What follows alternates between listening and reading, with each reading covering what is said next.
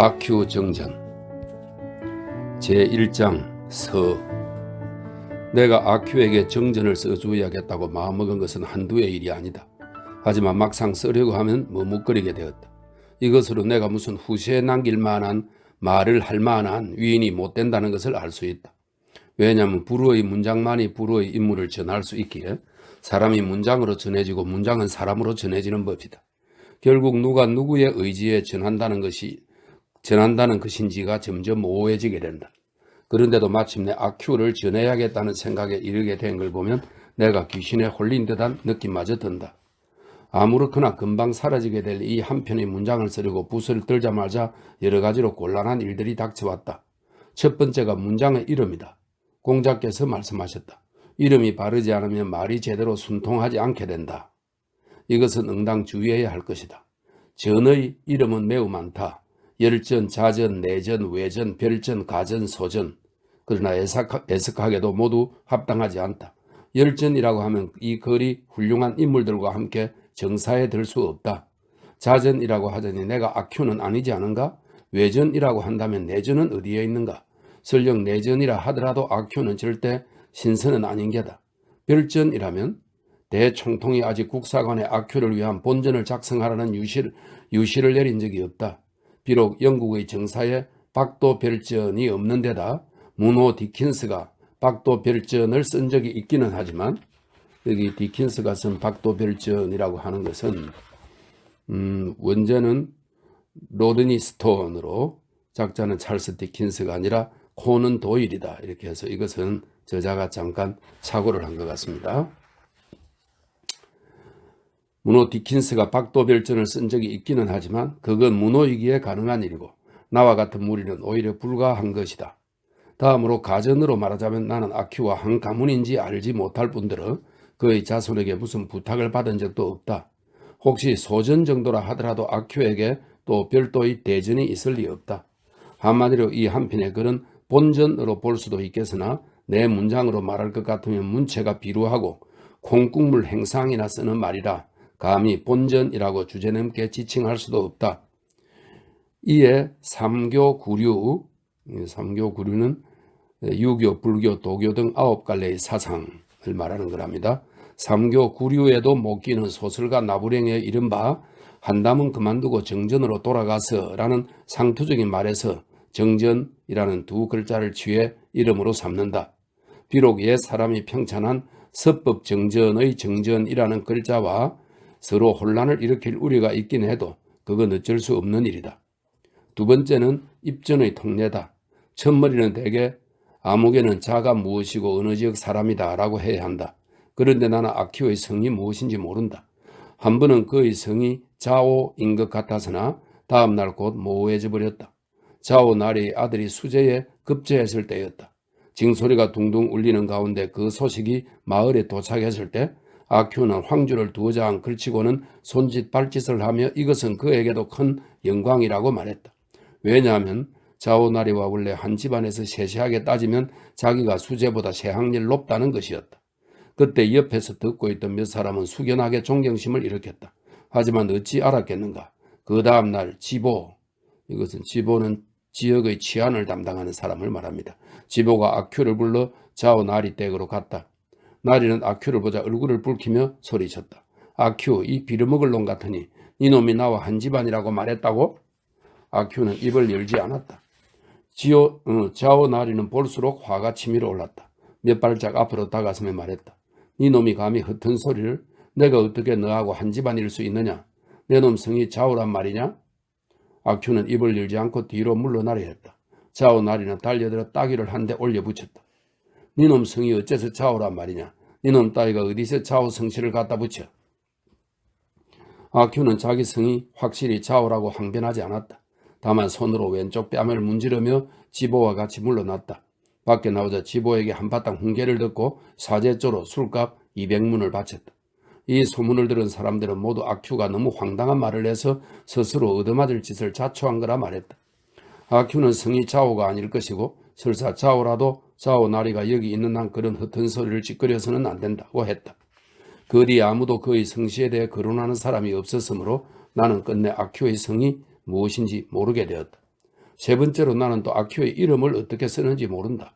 그가 살아있을 때 사람들은 그를 아큐라고 불렀지만 죽은 뒤에도 아무도 그 이름을 입에 올리는 사람이 없었다. 그러니 어찌 죽백에 적어 역사에 이름을 남길 일이 있겠는가? 만약 죽백에 적는다면 이 글이 첫 번째가 될 터인즉 가장 먼저 바로 이 첫 번째 난관에 봉착하게 될 것이다. 나는 여러모로 생각했다. 아큐는 아구이일까? 그렇지 않으면 아구이일까? 그의 호가 웨팅이거나 생일이 8월이라면 아구이가 맞을 것이다.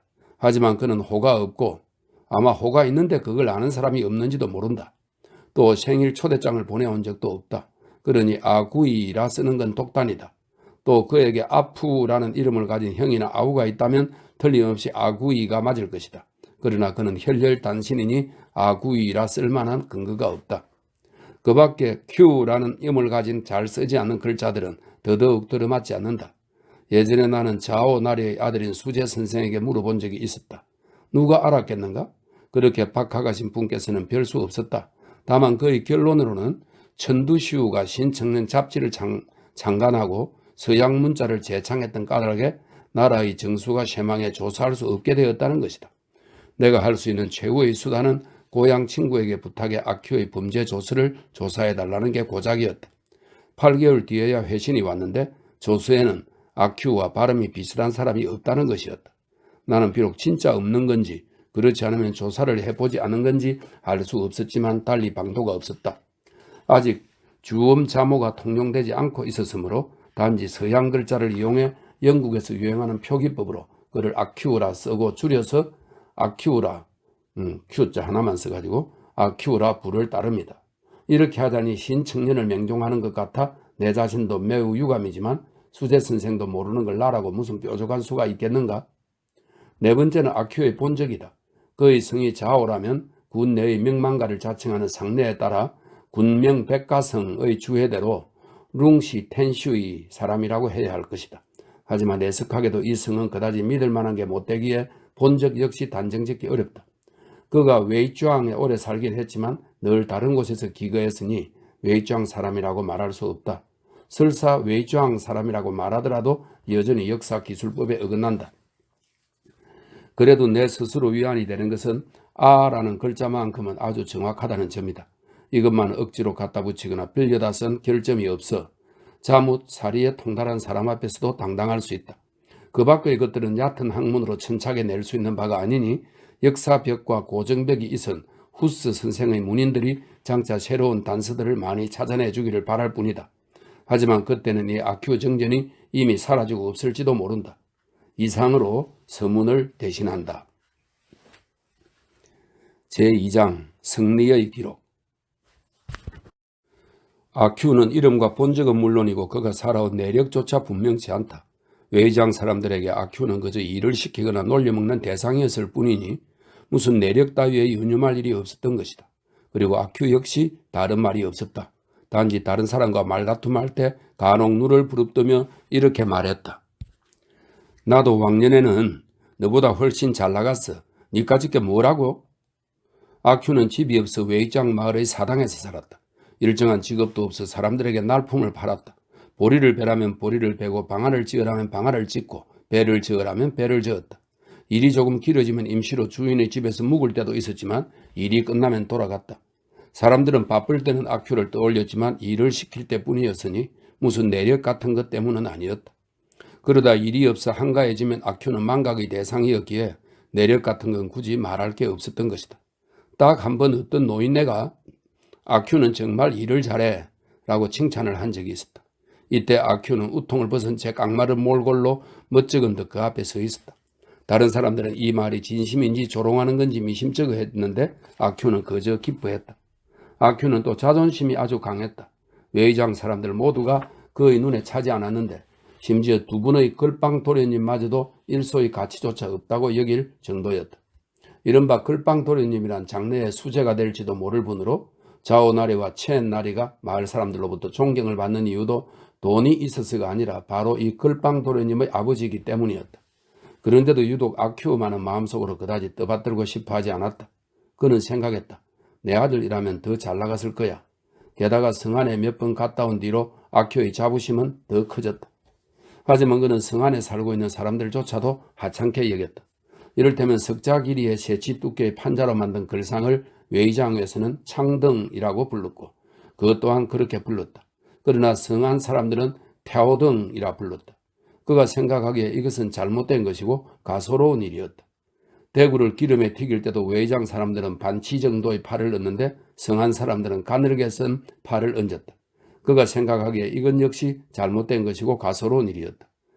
하지만 외의장 사람들이야말로 세상 구경하지 못한 가소로운 촌뜨기들이었다. 그들은 성안의 생선튀김도 본 적이 없지 않은가.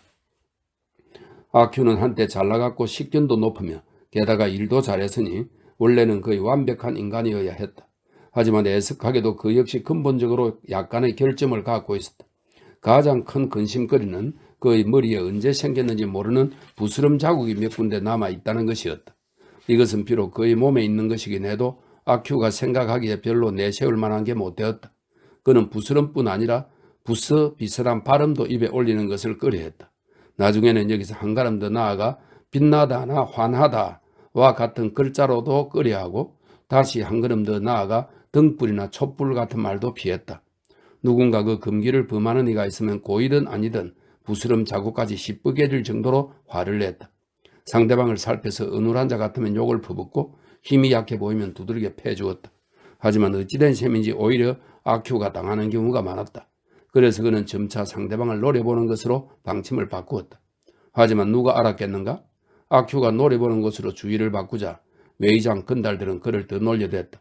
일단 만나기만 하면 그들은 짐짓 놀란 척하며 말했다. 아이쿠 환하네. 그러면 아쿠는 의뢰 화를 내며 노려보았다. 아하, 원래 여기에 보안등이 있었구나. 그들은 결코 아큐를 두려워하지 않았다. 아큐는 할 일 없이 달리 보복할 말을 생각하지 않으면 안 되었다. 내깟 놈들이야. 이때 그는 자기 머리에 있는 게 고상하고 영광스러운 부스럼 자국이지 평범한 부스럼 자국이 아닌 듯 굴었다. 하지만 앞서 말한 바와 같이 아큐는 식견이 있는 사람이었기에 즉각 이게 금기에 조금 어긋난다는 사실을 깨닫고 다시 말을 이어가지 않았다.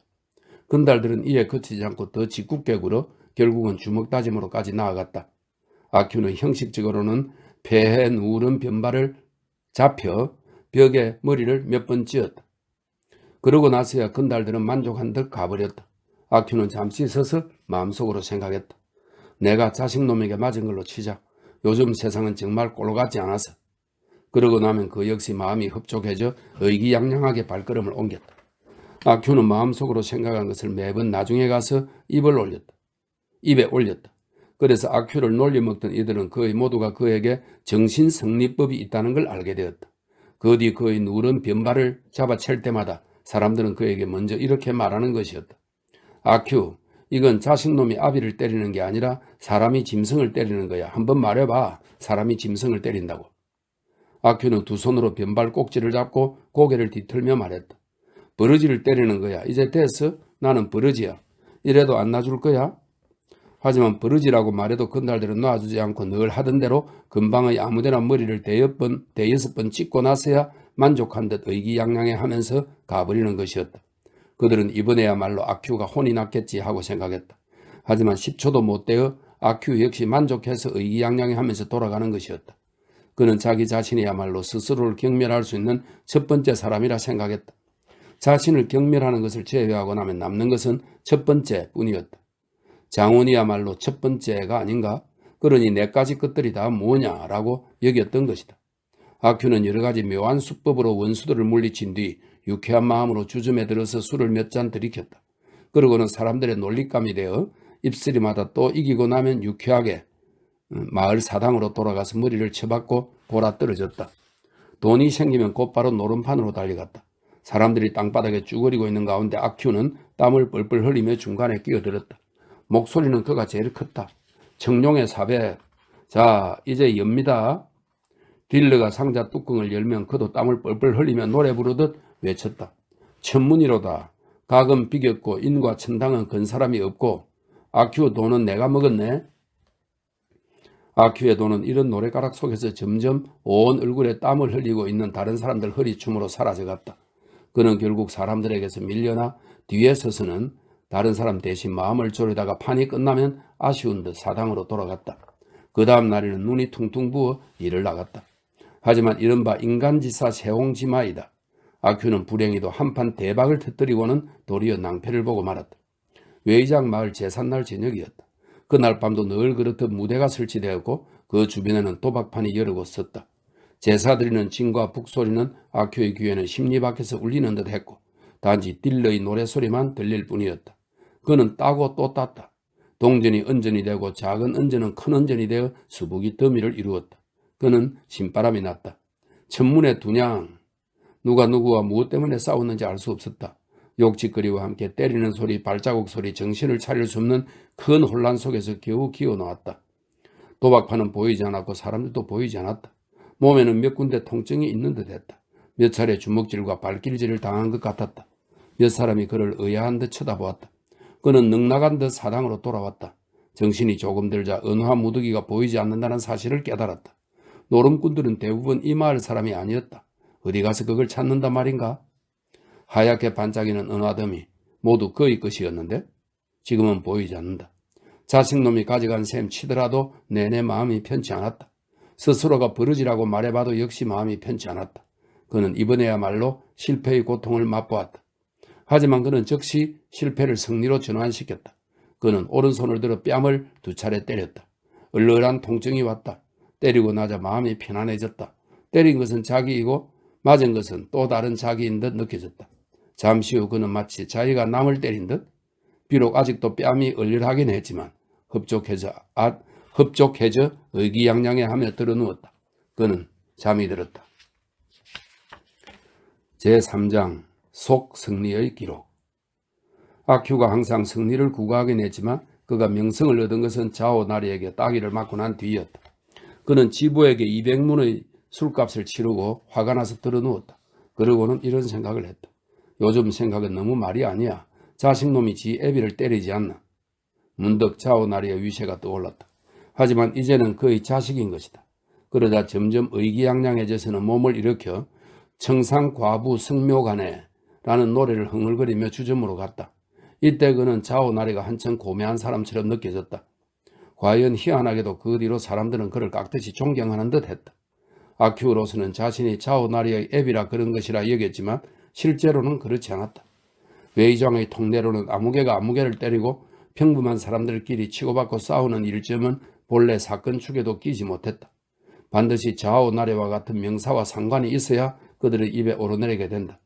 한번 입에 오르내리게 되면 때린 사람이야 원래부터 유명하니 그렇다 치고 맞은 사람 역시 그 덕에 명성을 얻게 되는 것이다. 잘못이 아큐에게 있는 것이야 당연히 말할 필요도 없다. 왜냐고? 자오나리가 잘못을 저질 리 없기 때문이다. 하지만 아큐가 잘못을 저질렀는데 왜 사람들이 그를 깍듯이 존경하는 것일까? 이거야말로 난해한 일이었다. 그런데 곰곰이 생각해보면 아큐가 자오나리와 한 집안이라 말했으니 그로 인해 얻어맞았더라도 어쩌면 어느 정도 진실일지도 모르기에 그를 존경하는 게 낫지 않겠나? 그렇지 않으면 공자의 사당에 바친 소는 돼지나 양과 똑같이 축생에 지나지 않을지라도 성인이 젓가락질을 한 것이니 선유들도 함부로 하지 못하는 것이다. 그 뒤로 몇 년간 아큐는 의기양양했다. 어느 해 봄 그는 얼큰하게 취해 길을 걷고 있었다. 양집안은 담 밑에서 왕틀보가 우통을 벗고 이를 잡고 있었다. 그걸 보니 갑자기 아큐도 몸이 건질거렸다. 이 왕틀보는 부스럼 자국에 수염이 덥수룩해 사람들이 왕부스럼틀보라 불렀는데 아큐만은 부스럼을 빼고 불렀다. 그러면서 그를 몹시 경멸했다. 아큐의 생각에는 부스럼은 희한하달 게 없지만 볼을 뒤덮은 수염만큼은 아주 희한한 것이 꼴볼견이었다. 아큐는 그와 나란히 앉았다. 만약 다른 건달이었다면 아큐는 감히 가까이 앉지 못했을 것이다. 하지만 왕틀보 옆이라면 뭐가 두려우랴? 솔직히 말해서 그가 옆에 앉아준 것만으로도 그의 체면을 세워주는 셈이었다. 아큐도 누더기가 된 저고리를 벗어 까디집고 이를 찾았다. 하지만 새로 빨아서인지 아니면 조바심을 내서 그런지 한참 만에야 서너 마리를 잡았다. 왕틀보를 보니 한 마리 또 한 마리 두 마리 또 세 마리를 연신 입에 넣고 톡톡 깨물었다. 아큐는 처음에는 실망했지만 나중에는 약이 올랐다. 볼볼기언이 왕틀보는 저리도 많은데 자기는 오히려 이렇게 적으니 이거야말로 채통을 잃는 일이었다. 그는 큰 놈 한두 마리를 찾아보려 했지만 끝내 찾을 수 없었다. 겨우 중간쯤 되는 놈을 한 마리 잡아 두툼한 입술에 넣고 힘껏 깨물었다. 톡 하는 소리가 나긴 했지만 왕틀보의 소리에는 미치지 못했다. 그의 부스럼 자국이 벌겋게 달아올랐다. 옷을 땅바닥에 패대기 치고는 침을 튀기며 말했다. 이 틀복숭이야. 왕틀보는 경멸하듯 눈을 치뜨며 말했다. 이 부스럼쟁이 개자식, 니놈이 누구를 욕해? 아큐는 근래 사람들로부터 존경을 받았고 그 자신도 전보다 오만하게 굴었지만 싸움에 이골이 난 건달과 만나면 겁이 났다. 그런데 이번에는 무척 용기가 났다. 들복숭이 따위가 감히 짓거리대는 꼴을 보아 넘길 수 없었다. 그가 일어나서 양손을 허리춤에 올리며 말했다. 누가 누굴 욕하는지 몰라서 그래? 왕틀보도 일어나 옷을 걸치며 말했다. 니는 뼈다귀가 건지러운 모양이구나. 아큐는 달아나리는 줄 알고 달려들어 주먹을 한 방 날렸다. 하지만 그 주먹은 그의 몸에 닿기 전에 그에게 잡혔다. 그리고 잡아채자 아큐는 비틀거렸다. 그러고는 왕틀보에게 변발을 잡히고 담장으로 끌려가서 의뢰하던 대로 머리를 찢었다. 아큐는 고개를 가로 꼬으며 말했다. 군자는 말로 하지 손짓금은 하지 않는 법이다. 그러나 왕틀보는 아랑곳하지 않고 연이어 5차례나 찢더니 힘껏 밀쳤다. 아큐는 6자나 나가 떨어졌다. 그제야 왕틀보는 만족해 돌아갔다. 아큐의 기억에 이것은 그의 생애의 첫 번째 겪는 굴욕이라 할 만했다. 왜냐하면 왕틀보는 틀복숭이라는 결점 때문에 이제껏 자기에게 놀림을 받았으면 받았지 자기를 놀린 적이 없었기 때문이다. 하물며 손찌검은 두말할 필요도 없었다. 그런데 지금 손찌검을 당한 것은 아주 뜻밖의 일이었다. 설마 저작거리에 도는 소문대로 황제가 이미 과거 시험을 폐지해 수제도 거인도 없어지고 자오신의 집안도 위풍을 잃어 저들이 아큐를 깔보게 된 것일까? 아큐는 우두커니 서 있었다. 멀리서 한 사람이 걸어왔다. 그의 상대가 또 나타난 것이다. 그는 아큐가 제일 혐오하는 인물로 첸나리의 큰아들이었다. 그는 앞서 성안의 서양학교에 들어가더니 무슨 까닭인지 다시 일본에 갔다. 반년 뒤 집에 들어와서는 다리도 고다지고 변발도 보이지 않았다. 그의 어머니는 10여 차례나 대성통곡을 했고 그의 아내는 3번이나 우물에 뛰어들었다. 나중에 그의 어머니는 어디를 가나 이렇게 말했다. 변발은 술 취했을 때 나쁜 사람에게 잘린 거라오. 원래 번듯한 관리가 될 수 있는데 이제는 머리가 자랄 때까지 기다릴 수밖에요. 하지만 아큐는 그 말을 믿으려 하지 않았다. 그래서 한사코 그를 가짜 양놈이나 외국놈 앞잡이라고 불렀다. 그를 보면 마음속으로 암암리에 저주하고 욕을 해댔다. 아큐가 특히 깊이 혐오하고 말도 안 된다고 여기는 것은 그의 가짜 변발이었다. 변발이 가짜라면 사람 노래를 할 자격도 없는 것이다. 그의 아내가 4번째로 우물에 뛰어들지 않은 것도 제대로 된 여자가 아니라는 걸 말해준다. 그 가짜 양놈이 다가왔다. 까까머리, 당나귀. 아큐는 그때까지 마음속으로만 욕을 할 뿐 입 밖으로 내지 않았다. 그런데 이번에는 막 화가 나서 분풀이를 하고 싶었던 터라 자기도 모르게 입 밖으로 내뱉고 말았다. 뜻밖에도 그 까까머리가 니스치를 한 지팡이, 아큐가 상주 지팡이라고 불렀던 그 지팡이를 들고 성큼성큼 걸어왔다. 아큐는 그 찰나에 얻어맞을 것을 알고 몸을 움츠리고 어깨를 고추 세운 뒤 기다렸다. 과연 딱 하는 소리가 났는데 자기 머리에 무언가 부딪힌 듯 했다. 저놈한테 한 소리예요. 아큐는 옆에 있는 아이를 가리키며 발명을 했다. 딱, 딱딱. 아큐의 기억에 이것은 그의 생애에서 2번째로 겪는 굴욕이라 할 만했다. 다행히 딱딱 소리가 난 뒤 일단락된 듯 했다. 오히려 마음이 한결 가벼워졌다. 아울러 망각이라는 조상 대대로 내려오는 보물이 효력을 나타내기 시작했다. 그가 천천히 걸어 주점 입구에 도달할 즈음에는 이미 기분이 상당히 좋아져 있었다. 그런데 맞은편으로 정수함의 젊은 비구니가 걸어오고 있었다. 아큐는 평소에 그녀를 볼 때마다 침을 뱉고 욕을 퍼부어 주고 싶었다. 하물며 자신이 굴욕을 당한 뒤가 아니던가 갑자기 그 기억이 되살아나며 적개심이 일었다. 그는 생각했다. 내가 오늘 어째서 재수가 없나 했더니 바로 너를 만나려고 그랬던 거로구나. 그는 앞으로 다가서 큰 소리치며 침을 뱉었다. 칵! 퇴! 젊은 비구니는 거들떠 보지도 않고 고개를 숙인 채 걸어갔다. 아큐는 그녀 옆으로 다가가서 갑자기 손을 내밀어 그녀의 새로 깎은 머리통을 쓰다듬으면서 실실 웃으며 말했다. 까까머리 얼른 돌아가. 중놈이 널 기다리고 있어. 왜 나한테 집적거리는 거야? 비구니는 얼굴이 온통 새빨개짐이 말하고는 잽싸게 걸어갔다. 주점 안에 있던 사람들이 큰 소리로 웃어댔다. 아큐는 자신의 우쭐대는 행동이 사람들의 인정을 받고 있는 줄로 알고 한층 더 신이 났다. 중놈은 되고 나는 안 된단 말이냐? 그는 그녀의 뺨을 꼬집었다. 주점의 사람들이 크게 웃었다. 아큐는 더욱 의기양양해졌다. 그러고는 구경꾼들이 만족할 수 있게 다시 한번 힘을 주어 꼬집고는 풀어주었다. 이 일전으로 왕틀보의 일을 벌써 잊어버렸다. 가짜 양놈의 일도 잊어버렸다. 오늘의 모든 불운을 안갚음한 듯 했다. 아울러 신기하게도 온몸이 딱딱 소리가 난 뒤보다 더 가벼워지고 훨훨 날아갈 듯 했다. 이 시도 못 받을 아큐노마. 멀리서 젊은 비구니의 울음 섞인 목소리가 들렸다. 하하하. 아큐는 덕이에 찬 웃음을 터뜨렸다. 하하하. 주점의 사람들도 마찬가지로 웃음을 터뜨렸다. 제4장 연애의 비극. 사람들은 말한다. 어떤 승리자는 적수나 호랑이나 매 같아야 비로소 승리의 기쁨을 느낀다. 만약 양이나 병아리 같으면 오히려 승리하더라도 허무함을 느낄 따름이다. 또 어떤 승리자는 모든 것을 정복한 뒤 죽을 자는 죽고 항복할 자는 항복하여 신은 황공하옵게도 죽을 죄를 지었나이다 라는 말을 듣게 되면 이미 그에게는 적도 없고 마수도 없고 벗도 없이 오로지 자기 한 몸 고독하고 쓸쓸하며 적막하게 남게 되어 오히려 승리의 비애를 느낄 따름이다. 하지만 우리의 아큐는 그렇게 빈약한 인물이 아니었다. 그는 끝까지 덕이양양했다. 이건 어쩌면 중국의 정신문명이 전 세계의 으뜸이라는 하나의 증거인지도 모른다. 보라, 그는 훨훨 날아갈 듯 하지 않은가. 그런데 이번 승리는 아무래도 좀 이상했다. 그는 반나절 동안 훨훨 날아다니다가 마을 사당까지 날아들었다. 평소대로라면 자빠져서 코를 골아야 했다. 네 알았으랴. 이날 밤 그는 쉽사리 눈을 붙이지 못했다. 그는 자신의 엄지와 검지가 약간 이상한 것이 평소에 비해 매끈거리는 듯 했다.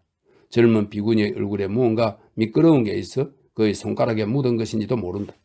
그렇지 않으면 손가락이 매끈거리도록 비구니의 얼굴을 쓰다듬었던 탓일까? 이 시도 못 받을 아큐노마. 아큐의 귀에 이 말이 맴돌았다. 그는 생각했다. 맞는 말이다. 마땅히 여자가 있어야 한다. 자손이 끊어지면 밥 한 그릇 공양해 줄 사람도 없게 된다. 여자가 있어야 한다. 무릇 불효에는 산무가 있으니 그 가운데 후사가 없는 게 가장 큰 불효이다. 리아오의 귀신이 굶어 죽는 것 역시 인생의 큰 비애이다. 그러니 그의 생각들은 사실 모두가 성현의 경전에 합치되는 것인데 다만 애석하기로는 나중에 그 뒤숭숭함을 수습하기 어렵다는 것이다. 그는 생각했다. 여자. 그는 또 생각했다. 중놈은 할 수 있는데 여자. 우리는 그날 밤 아큐가 언제 코를 골기 시작했는지 알지 못한다. 다만 이때부터 손가락이 매끈거리는 것을 느꼈고 이때부터 몸이 하늘하늘해졌다. 그는 생각했다. 여자. 이것만 보더라도 우리는 여자라는 게 해로운 존재라는 사실을 알 수 있다. 중국 남자들은 대부분 성현이 될 수 있었는데 애석하게도 여자 때문에 망가지고 말았다. 상나라는 다지 때문에 망했고 주나라는 바오스 때문에 망했다. 진나라도 비록 역사에 기록은 없지만 여자 때문이라고 가정해도 크게 틀린 말은 아닐 것이다.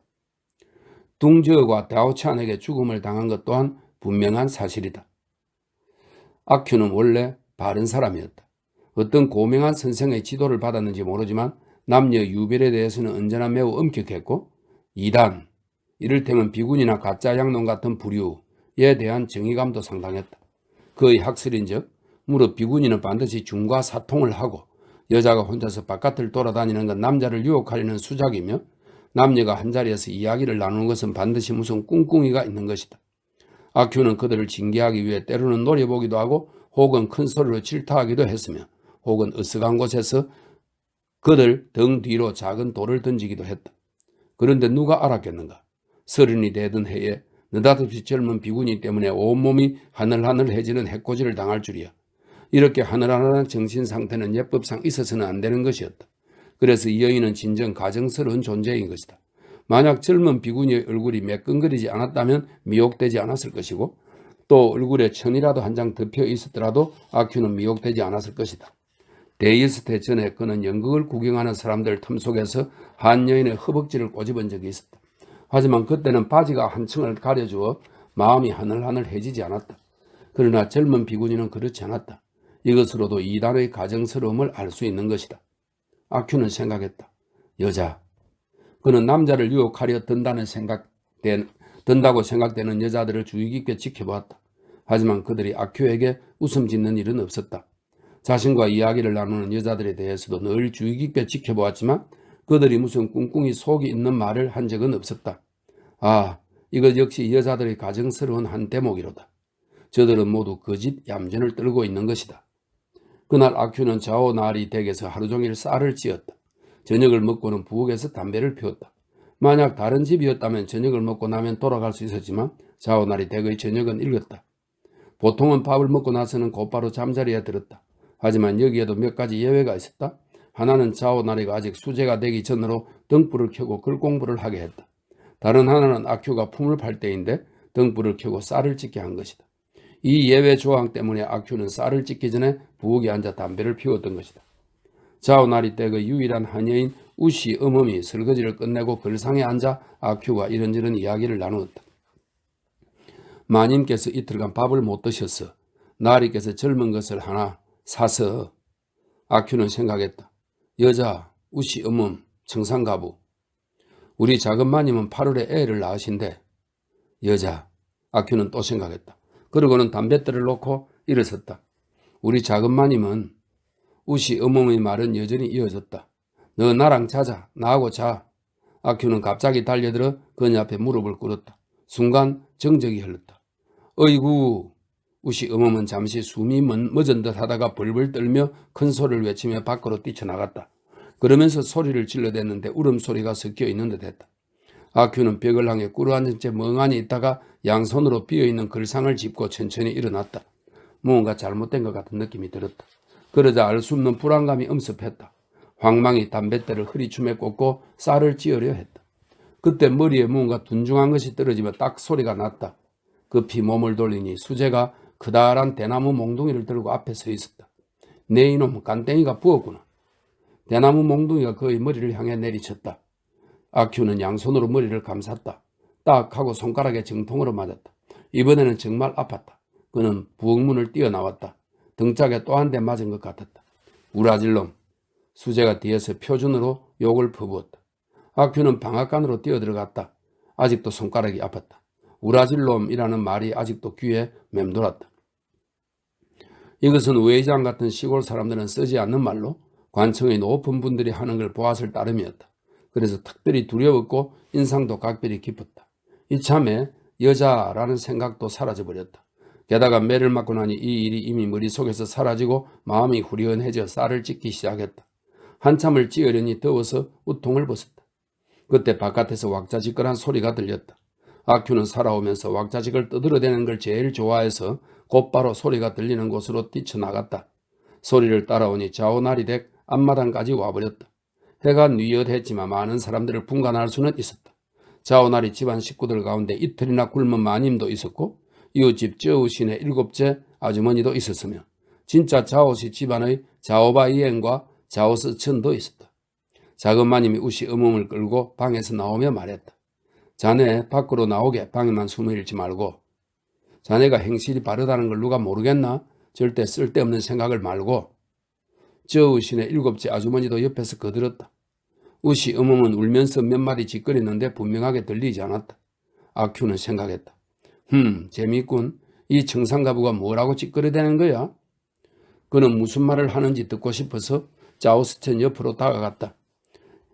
이때 그는 자오나리가 그에게 달려오는 것을 보았다. 그의 손에는 커다란 대나무 몽둥이가 들려있었다. 그는 대나무 몽둥이를 보자 문득 자기가 맞은 게 이 한파땅의 소동과 상관이 있다는 걸 깨달았다. 그는 몸을 돌려 달아났다. 방앗간으로 가려 했지만 생각지도 못하게 대나무 몽둥이가 그의 길을 가로막았다. 그래서 다시 몸을 돌려 달아나다 보니 뒷문으로 내달렸다. 얼마 안에서 그는 이미 마을 사당에 와 있었다. 아큐가 잠시 앉아 있으려니 소름이 돋고 한기를 느꼈다. 봄이라고는 하지만 밤에는 한기가 여전히 남아있어 우통을 벗고 있기에 마땅치 않았다. 윗도리를 좌우 나흘이 되게 두고 봤다는 게 기억났지만 가지를 가자니 수제의 대나무 몽둥이가 무서웠다. 그러고 있는데 지보가 왔다. 아큐, 너희 개자식, 좌우 나흘이 되 한여를 희롱하다니 그야말로 배신을 때리는구먼. 나까지 이 밤중에 잠도 못 자게 하고 이 개놈의 자식. 그러고는 이러쿵저러쿵 한바탕 설교를 해댔다. 아큐는 물론 할 말이 없었다. 결국 한밤중이라는 이유로 벌금을 배로 매겨 400문의 술값을 지보에게 주어야 했다. 아큐는 현금이 없었으므로 털 모자를 저당 잡히고 여기에 5가지 조항의 서약까지 했다. 하나, 내일 홍촉 무게 1근짜리, 내일 홍촉 2개와 향 1봉지를 가지고 좌우 나으리 댁에 가서 사죄할 것. 둘, 좌우 나으리 댁에서 도사를 청에다가 목매달아 죽은 귀신 액막이 구슬하는데 그 비용을 댈 것. 셋, 이후로 좌우 나으리 댁 출입을 금할 것. 넷, 우시 음음에게 무슨 일이라도 생기면 책임질 것. 다섯, 품삯과 윗도리를 달라는 말을 하지 말 것. 악큐는 모든 것을 받아들였지만 애석하게도 돈이 없었다. 다행히 이미 봄이라 소음 이불은 없어도 되는지라 이걸 2천문에 저당 잡혀 서약을 이행했다. 벌거벗은 몸으로 머리를 조아려 사죄한 뒤에도 여전히 몇 푼인가 돈이 남았다. 그는 털모자를 찾지 않고 몽땅 술을 마셔버렸다. 그런데 자오시 집에서는 향과 홍촉을 쓰지 않고 마님이 불공 드릴 때 쓰려고 남겨두었다. 누더기 윗도리는 대부분 작은 마님이 8월에 낳게 될 아기의 기저귀가 되었고 나머지 조각은 우시 어멈의 신발 깔창이 되었다. 제5장 생계문제. 사제식을 끝내고 악큐는 여느 때처럼 사당으로 돌아왔다. 해가 지자 점점 세상이 요상하게 돌아간다는 느낌이 들었다. 곰곰이 생각해보니 그 원인은 자기가 우통을 벗고 있었기 때문이라는 사실을 깨달았다. 그는 누더기 기업옷이 하나 더 있다는 게 생각나서 그걸 몸에 걸치고 들어누웠다. 다시 눈을 떴을 때는 해가 이미 서쪽 담장 위를 비추고 있었다. 그는 일어나 앉으면서 말했다. 피로먹을. 악큐는 평소처럼 거리를 쏘다녔다. 우통을 벗고 있을 때처럼 살을 애는 추위는 없었지만 점점 세상이 요상하게 돌아가고 있다는 느낌이 들었다. 그날 이후로 웨이저항의 여인들은 모두 부끄러움을 타는 듯 악큐가 걸어오는 걸 보기만 해도 대문 안으로 몸을 숨겼다. 심지어 쉰이 가까워가는 저우 시내 7째 아주머니조차 다른 사람들처럼 호들갑을 떨었다. 게다가 11살 먹은 계집애까지 불러들였다. 악큐는 퍽이나 기괴하다는 생각이 들었다. 이것들이 갑자기 아시 흉내를 내고 있어 창녀 같은 년들이. 하지만 그가 세상이 더 요상하다고 느낀 것은 그로부터 여러 날 지난 뒤이었다. 첫째, 주점에서 외상을 주지 않았다. 둘째, 마을 사당을 관리하는 늙은이가 구시렁대는데 마치 그를 내쫓으려는 듯 했다. 셋째, 며칠이 되는지 기억이 분명치 않지만 여하튼 꽤 여러 날 그를 불러다 품을 팔게 하는 사람이 없었다. 주점에서 외상을 주지 않는 것이야 그런대로 견뎌내면 그만이었다. 늙은이가 그를 내쫓으려 하는 거야 너는 짖으라 하면 그만이었다. 하지만 그에게 일을 주는 사람이 없다는 것은 악큐의 배를 골리는 일이었다. 이것은 정말 아주 빌어먹을 일이었다. 악큐는 도저히 견딜 수 없어 예전 단골집을 찾아갈 수밖에 없었다. 일단 자오 시내는 출입 금지였다. 하지만 상황은 달라져 있었다. 반드시 남자가 나와 아주 혐오스러운 얼굴로 거지를 대하듯 손살에 치며 말했다. 없어 꺼져버려. 악큐는 점점 희한하다는 생각이 들었다. 이제까지 이 사람들 집에서 품을 팔 일이 없었던 적이 없었다. 이제 와서 갑자기 일이 없어진 데는 무슨 곡절이 있는 거였다. 그는 열심히 탐문을 한 결과 그 일이 모두 샤오에게 돌아갔다는 사실을 알게 되었다. 이 샤오는 몸집이 작고 빼빼 마른 것이 악큐의 눈에는 왕털보보다 한 수 아래였다. 그런데 누가 알았겠는가? 이 꼬마놈이 악큐의 밥그릇을 채갈 줄이야. 그래서 악큐의 분노는 평상시와 달랐다. 막 씩씩거리며 걸어가다가 갑자기 손을 휘저으며 노래를 불렀다. 쇠 채찍을 움켜쥐고 너를 후려치리라. 며칠 뒤 그는 결국 체엔신의 담장 앞에서 샤오와 만났다. 원수는 외나무 다리에서 만난다 했거늘 악큐가 다가서니 샤오도 멈춰 섰다. 요 짐승 같은 놈. 악큐가 노래 보며 말했다. 입에서는 침이 튀었다. 나는 버르지야 됐냐? 샤오가 말했다. 이 겸손이 도리어 악큐의 화를 돋우었다. 하지만 그의 손에는 쇠 채찍이 없었다. 그래서 그냥 달려들어 손으로 샤오의 변발을 낚아챘다. 샤오는 한 손으로는 자기 변발 밑동을 움켜쥐고 한 손으로는 악큐의 변발을 낚아챘다. 악큐 역시 비어있는 한 손으로 자기 변발 밑동을 움켜쥐었다. 예전의 악큐라면 샤오는 적수가 안 됐겠지만 요즘 배를 골아 샤오 못지않게 말라 비틀어져 새가 엇비슷한 현상이 벌어졌다. 4개의 손이 2개의 머리를 움켜쥐고는 허리를 구부린 것이 체엔시댁 담장 위에 푸른색 무지개 모양을 그려냈다. 그렇게 30여 분이 지났다. 됐어. 구경꾼이 말했다. 말리려는 것일까? 그만하면 됐어. 구경꾼들이 거듭 말했는데 말리려는 것인지 칭찬하는 것인지 부추기는 것인지 알 수 없었다. 아무튼 두 사람은 들은 척도 안 했다. 악큐가 세 걸음 전진하면 샤오가 세 걸음 물러서서 멈췄다. 샤오가 세 걸음 전진하면 이번에는 악큐가 세 걸음 물러서서 멈췄다. 대략 30여 분가량. 회의장에는 자명종이 없어 딱히 말하기 어려운데 아마 20분인지도 모른다. 그 30분가량 되었을까? 그들의 머리에서 김이 솟고 이마에서는 땀이 흘렀다. 악효의 손이 풀린 것과 동시에 샤오의 손 역시 풀렸다. 둘은 동시에 일어나 동시에 물러서며 사람들 속을 헤집고 나갔다. 두고 보자 씨발놈. 악효가 고개를 돌리고 말했다. 씨발놈 두고 보자. 샤오 역시 고개를 돌리고 말했다. 한바탕의 용호 상박은 무승부로 끝난 듯 보였다. 구경꾼들이 만족했는지는 알 수 없지만 아무도 거기에 대해 이러쿵저러쿵 늘어놓은 사람이 없었다. 아무리 악효에게 날품 일을 시키는 사람은 여전히 없었다. 어느 포근한 날이었다. 미풍이 살랑대며 여름 기운을 느끼게 했지만 악효는 오히려 한기가 느껴졌다. 하지만 이런 것쯤은 그런 대로 견딜만 했다. 무엇보다 배가 고팠던 것이다. 솜 이불과 털모자, 옷은 이미 없어졌다. 솜옷도 팔아먹었다. 지금 바지는 남아있지만 이것만큼은 팔아먹을 수 없다. 누더기 겹옷이 있기는 하지만 누군가에게 주어 신발 깔창이로나 쓸까 결코 팔아서 돈이 될 만한 것은 아니었다. 그는 길에서 돈이라도 주었으면 했지만 이제껏 눈에 띄지 않았다. 그는 쓰러져가는 자신의 집 어딘가에서 갑자기 돈을 주울 수 있지 않을까 생각해 황망한 사방을 둘러보았지만 집안은 텅 비어 있었다. 이에 그는 밖으로 나가 구걸을 하기로 결심했다. 그는 길을 가며 구걸할 요량이었다. 잘 아는 주점이 보였다. 잘 아는 만두집이 보였다. 하지만 모두 지나쳤다. 잠시도 멈추지 않았을 뿐더러 구걸하려고도 하지 않았다. 그가 바라는 것은 이런 것들이 아니었다. 그가 바라는 게 무엇인지 그 자신도 몰랐다. 웨이주항은 큰 마을이 아니라서 얼마 안 있어 마을을 벗어났다. 마을 바깥은 논이었다. 새로 모를 낸 실록이 눈에 가득 들어왔다. 그 사이 여기저기 움직이는 둥그런 검은 점들은 논에서 일하는 농부들이었다. 악규는 이런 저는 풍경도 감상하지 않고 내쳐 걷기만 했다. 이것이 그가 구걸하는 길과는 한참 동떨어진 것이라는 사실을 직감적으로 알고 있었기 때문이었다. 그러다 결국 정수함 담장까지 이르렀다. 암자 주변도 논이었다. 실록 사이로 흰 담장이 튀어나와 있었다. 뒤편으로 나지막한 토담한 쪽은 채마밭이었다. 악규는 잠시 망설이다 사방을 둘러보았지만 아무도 없었다. 그는 나지막한 담장을 기어 올라가 하수오 능쿨을 부여잡았다. 하지만 담장의 진흙이 부스러져 떨어지고 악효의 발 역시 발발거리고 떨렸다. 마침내 뽕나무 가지를 타고 넘어가 담장 안으로 뛰어내렸다. 안쪽은 실록으로 푸르렀지만 황주나 만두, 그 밖의 먹을 것들은 없는 듯 했다. 서쪽 담장을 따라 대숲이 있고 아래쪽에는 죽순이 많이 나 있었지만 애석하게도 삶아 익힌 것이 아니었다.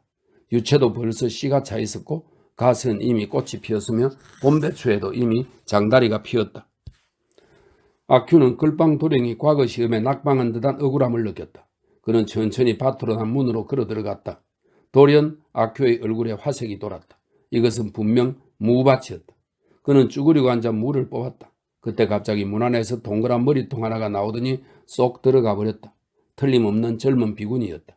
악규는 본래 젊은 비군이 쯤이야 초계와 같이 여기던 바였다. 하지만 세상사는 한 걸음 물러나 생각해 보아야 했다. 그는 재빨리 무 4개를 뽑아 무층을 비틀어버린 뒤 품 안에 넣었다. 그러나 늙은 비구니가 이미 나와 있었다. 아미타불, 악큐 내 이놈 어째서 채마밭에 뛰어들어 물을 훔치는고? 암만 제업이지. 아이고 아미타불. 내가 언제 당신네 채마밭에서 물을 훔쳤다고 그래? 악큐는 힐끔거리며 걸어가면서 말했다. 지금 그건 뭐냐? 늙은 비구니가 그의 품속을 가리켰다. 이게 당신 거라고? 당신이 부르면 무가 대답이라도 한대? 당신? 악큐는 말을 마치기 전에 냅다 뛰었다. 커다란 금전개 한 마리가 쫓아왔기 때문이다. 본래 앞문에 있던 놈이 어째서 후원까지 왔는지 모를 일이었다. 금전개가 으르렁대며 쫓아와 악큐의 다리를 물려는 순간 요행이 품에서 무 한 개가 떨어졌다. 개는 흠칫하며 잠시 멈춰섰다. 악큐는 이미 뽕나무를 기어올라 토담을 넘었다.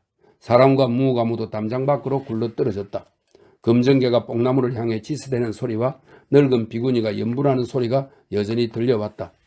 악큐는 비구니가 금전개를 다시 풀어놓을까봐 무를 수습해 달아났다. 뛰어가며 길에서 돌을 몇 개 집어들었지만 금전개는 더 이상 나타나지 않았다. 악큐는 돌멩이를 버리고 길을 걸어가며 무를 먹었다. 그리고 생각했다. 여기는 아무것도 찾을 게 없어. 차라리 성 안으로 들어가는 게 낫겠어. 무 3개를 다 먹었을 때에는 이미 성 안으로 들어가기로 결심이 섰다. 제6장 중흥에서 말로까지. 아큐가 외의장에 다시 모습을 드러낸 것은 그의 추석이 지나서였다. 사람들은 모두 놀라며 말했다. 아큐가 돌아왔어. 그러고는 그동안 어디에 갔을지 궁금해했다. 아큐는 전에도 몇 차례 성 안에 들어간 적이 있었는데 대개는 신이 나서 사람들에게 떠벌렸다. 그런데 이번에는 그렇게 하지 않았다. 그래서 아무도 신경 쓰지 않았던 것이다. 혹시 마을 사당을 관리하는 늙은이에게는 이야기했는지 모를 일이었다. 그러나 외의장의 관례대로라면 자오 날이나 채 날이 수재 선생 정도가 성 안에 다녀와야 사건이라 할 만했다. 가짜 양놈 정도도 관심 받긴데 하물며 아큐이매랴. 그래서 늙은이도 그를 대신에 떠들어대지 않았고 외의장 사회도 알 길이 없었던 것이다. 하지만 이번에 아큐가 돌아온 것은 예전과 크게 달랐다. 확실히 놀랄만한 가치가 있었다. 날이 저물무렵 그는 잠에 취한 듯 몽롱한 눈으로 주점 문 앞에 나타났다. 그는 탁자로 다가서더니 허리춤에서 손을 빼 은전과 동전을 한 움큼 탁자에 던지며 말했다. 현금이야, 술 좀 가져와. 새 겹옷을 걸치고 있었는데 허리춤에 매달려 있는 커다란 전대를 보니 무언가 묵직한 것이 허리띠를 축 처지게 만들었다. 외의장의 관례대로라면 조금이라도 사람의 눈을 끄는 인물에 대해서는 경멸하기보다 오히려 존경하는 쪽이었다. 지금은 비록 아큐라는 걸 분명히 알겠지만 누더기 겹옷을 입은 아큐와는 사뭇 다른 모습이라 옛 사람들이 선비는 사흘만 떨어져 있어도 괄목상대한다 라고 말한 대로였기에 점원이나 주인, 손님, 길 가던 사람도 일말의 의문을 품으면서도 존경을 표했다. 주인이 먼저 고개를 까딱하고 아른 체하며 말했다. 허허, 아큐, 자네가 돌아왔구먼. 돌아왔지. 한미천 잡았구먼. 자네 어디서? 성 안에 갔었다네. 이 소식은 다음날 외의장 전체에 퍼졌다. 사람들은 현금과 새 겹옷을 입은 아큐의 중흥사를 알고 싶어 했다. 그래서 주점이나 차관, 사당 처마 밑에서 서서히 탐문이 이어졌다. 그 결과 아큐는 새로운 경외의 대상이 되었다. 아큐의 말로는 그는 거인 나리의 집에서 일했다고 한다. 이 대목에서 듣고 있던 사람들은 모두 숙연해졌다. 그 나리의 성은 바이시인데 성 안에서는 유일한 거인이라 따로 성을 붙일 필요도 없이 그냥 거인이라면 그를 지칭하는 것이었다. 이것은 외의장뿐 아니라 인근 백리 안쪽에서도 모두 그랬다. 그래서 거의 대부분의 사람들이 그의 이름을 거인나리로 알고 있었다. 그 사람 댁에서 일을 했다면 당연히 존경받을 만한 것이었다. 하지만 아큐는 다시는 일하고 싶지 않다고 했다. 그 거인나리가 실제로는 아주 빌어먹을 인간이기 때문이라는 것이었다. 이 대목에서 듣고 있던 사람들은 모두 탄식을 하면서 통쾌하게 여겼다. 왜냐하면 아큐는 원래 거인나리 집에서 일을 할 만한 위인은 못 되지만 그렇다고 그 집에서 일을 하지 않는 것은 애석한 일이었기 때문이다. 아큐의 말을 유추해보면 그가 돌아온 것은 성한 사람들에 대한 불만 때문인 듯 했다. 말하자면 그들은 창등을 태호등이라 부르고 대구를 기름에 튀길 때도 가늘게 채선 팔을 얹는 이외에도 최근에 관찰해서 알게 된 결점으로 여인들이 길을 걸을 때 엉덩이를 흔드는 것이 대먹지 않았던 것이다. 그런데 들어 탐복할 만한 점도 없지 않은데 이를테면 외의장 사람들은 32장짜리 죽패놀이밖에 할 줄 모르고 마작을 할 줄 아는 것도 가짜 양놈밖에 없지만 성 안에는 조무래기들도 그런 정도는 능숙하게 한다는 것이었다. 가짜 양놈 따위는 성 안의 10몇 살 먹은 조무래기 손안에 놔두면 금방 작은 도깨비가 염라대왕 아련하는 꼴이 되어버린다는 것이었다. 이 대목에서 듣고 있던 사람들은 모두 낯을 불켰다. 자네들 사람 목 자르는 거 본 적 있나? 아큐가 말했다. 볼만하지. 혁명당을 죽이는 건데 정말 볼만하지. 볼만하고 말고. 그는 머리를 흔들어대며 맞은편에 있는 차오스 치언의 얼굴에 침을 튀겼다. 이 대목에서 듣고 있던 사람들은 모두 흠칫했다. 하지만 아큐는 사방을 둘러보더니 갑자기 오른손을 쳐들고는 목을 빼고 이야기에 빠져있던 왕틀보의 뒷덜미를 향해 곧장 내리치며 말했다. 싹둑. 왕틀보는 깜짝 놀라서 재빨리 목을 움츠렸다. 듣고 있던 사람들은 섬뜩해 하면서도 재미있어했다. 그 뒤로 왕틀보는 며칠 동안 머리가 어질어질했다. 한동안 아큐의 근처에 가려 하지 않았다. 다른 사람들도 마찬가지였다. 이때 외의장 사람들 눈에 비친 아큐의 지위는 응감생심, 자오나리를 넘어선다고는 말할 수 없어도 버금간다 해도 크게 틀린 말은 아니었다. 오래전 아큐의 명성은 외의장의 규방에까지 퍼졌다. 비록 외의장에는 최은과 자오 시내만 큰 집을 갖고 있고 그 밖의 집들은 대부분 보잘것이 없었지만 그래도 규방은 규방이었다. 그러니 이것도 하나의 신기한 사건이라 할 만했다. 아낙네들은 만날 때마다 수군댔다. 저우신의 7째 아주머니가 아큐한테서 쪽빛 비단 치마를 샀는데 낡긴 해서도 단돈 90전밖에 주지 않았다. 또 자오바이엔의 어머니, 일설에는 자오서천의 어머니라고도 하는데 고증이 필요하다고 설명이 되어 있습니다. 자오바이엔의 어머니 역시 아이에게 입힐 빨간색 옥양못 홑옷을 샀는데 7할 정도 새 것인데도 300문 정도만 주었다. 그래서 아낙네들은 눈이 빠져라 아큐를 만나고 싶어 했다. 비단 치마가 없는 이는 비단 치마를, 옥양못 홑옷이 필요한 사람은 옥양못 홑옷을 사고 싶어 했던 것이다. 이제는 그를 만나도 도망치지 않았고 어떤 때는 아큐가 이미 지나가 버린 뒤에도 뒤쫓아가 불러 세워놓고 물었다. 아큐, 비단 치마 아직 있어? 없다고? 옥양못 홑옷도 필요한데 이건 있겠지? 나중에는 이 소문이 여느 규방으로부터 대갓집 규방으로까지 전해졌다. 자오신의 7째 아주머니가 신이 난 나머지 자기 비단 치마를 자오마님에게 보이러 갔고 자오마님은 또 자오나리에게 이야기하면서 한바탕 너스레를 떨었다. 자오나리는 저녁 밥상머리에서 수재 선생과 의논을 했다. 아무래도 아큐란 놈이 약간 수상하니 우리도 단단히 문단속을 하는 게 좋겠다. 하지만 그의 물건 중에 아직도 살만한 것이 있는지 뭐 좀 좋은 게 있는지 모르겠다는 등등이었다. 덧붙여 자오마님도 싼 가격에 품질 좋은 모피조끼 하나 장만하려던 참이었다. 이에 가족회의를 해서 저우신의 7째 아주머니에게 즉각 아큐를 불러오도록 했다. 이를 위해 3번째 예외조항을 만들어 그날 밤만은 특별히 등불을 켜는 것을 허락하도록 했다. 등불 기름이 다 말라가는데도 아큐는 아직 나타나지 않았다. 자오신의 가족은 모두 조급해져서 하품을 하거나 아큐가 너무 변덕스럽다고 미워하고 저우신의 7째 아주머니가 일 처리를 깐깐하게 하지 못한다고 원망했다. 자오마님은 봄날 밤 그 일 때문에 감히 오지 못하는 게 아니냐고 걱정했다. 하지만 자오나리는 걱정할 필요가 없다고 했는데 그것은 바로 내가 불렀기 때문이라는 것이었다. 과연 자오나리는 식견이 있는 사람이었다. 아큐는 결국 저우신의 7째 아주머니를 따라 들어왔다. 그저 없다고만 하네요. 그래서 자네가 직접 가서 말씀드리라고 해도 여전히 없다고만 하니 원. 저우신의 7째 아주머니는 들어오면서 숨을 헐떡이며 말했다. 나리. 아큐는 웃는 듯 마는 듯한 표정으로 한마디 하고는 치마 밑에 멈춰 섰다. 아큐, 듣자니 자네가 외지에서 돈을 좀 벌었다고? 자오나리는 성큼 다가와 그의 온몸을 아래 위로 훑어보며 말했다. 그거 잘됐군 잘됐어. 그런데 중고 물건을 몇 가지 갖고 있다고? 좀 가져와서 보여주게나. 다른 게 아니라 좀 필요한 게 있어서. 저우신의 7째 아주머니에게 말씀 들으셨지요? 다 팔아치웠습니다. 다 팔아치웠다고? 자오나리는 자기도 모르게 말이 나왔다. 어째서 그렇게나 빨리 다 팔아치울 수가 있나? 친구 건데 원래 많지 않는 거라 다들 사가 버려서. 그래도 조금은 남아있겠지. 이제 문에 치이는 발 하나밖에 남지 않았습니다. 그럼 그거라도 가져와 보게. 자오마님이 황망한 마음에 말했다. 그렇다면 내일 가져오게나. 자오나리는 심드렁해졌다. 아큐, 앞으로 무슨 물건이 생기면 먼저 우리에게 보여주게나. 값은 다른 집보다 섭섭지 않게 챙겨주겠네. 수재가 말했다. 수재의 아내는 아큐가 마음이 동했는지 알아보기 위해 급히 그의 얼굴을 살펴보았다. 나는 모피 조끼가 하나 필요해. 자오마님이 말했다. 아큐는 그러겠다고 대답은 했지만 느릿느릿 나가는 모습이 마음에 두고 있는지 알 수 없었다. 그게 자오나리를 실망시키고 화를 돋우었다. 걱정 때문에 하품마저 그칠 정도였다. 수재 역시 아큐의 태도가 맞득지 않았다. 그래서 저 빌어먹을 놈은 미리 조심해야 하고 차라리 지부에게 분부해 웨이조항에서 살지 못하게 하는 게 낫다고 말했다. 하지만 자오나리는 그렇지 않다고 여겼다.